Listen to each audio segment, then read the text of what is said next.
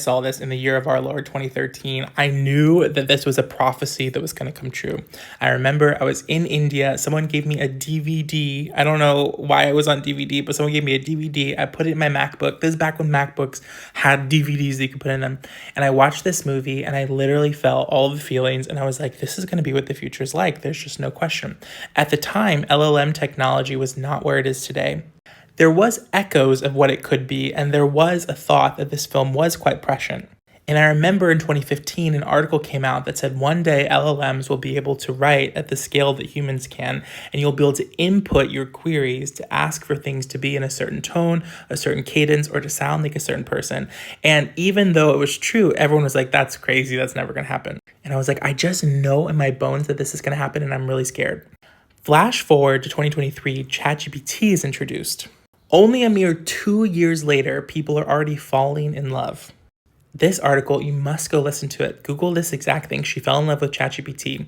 It's the New York Times. It also was on their daily podcast, and it's on their audio app. You can either read it or listen to it. It's literally so the psychology of it, because this woman, she grows this really, really intense attachment with her ChatGPT, which she customizes to treat her in the ideal way that a partner would treat her. She wants him to be really dominant, really assertive. She wants him to be comforting, really loving, but the sci-fi dystopia of it all, there's only a certain amount of memory that ChatGPT can hold for certain like tier level users. So she has to upgrade to pay $200 a month just so she can have like a max level of messages.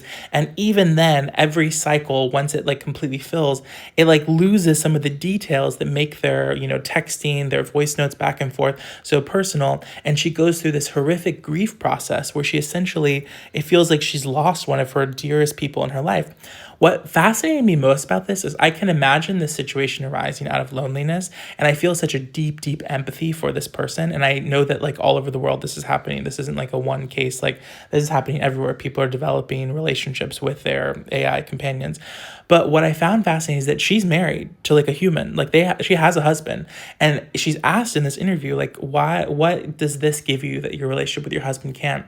And the way that she talked about how she loves her husband, he's a great man, but he's human and he's not like always accessible to her. It seems that like ChatGPT is asking people to like redefine what it means and what to like expect of other people. And what was so chilling is that it talked about how people in schools, like kids, are starting to have these relationships with AI as well. And that's their first experience with relationship. What is that going to do for the rest of their life when humans just pale in comparison to this like perfect thing that can interact with you exactly as you want? It's blowing my mind. You have to go listen to this. It literally was, it just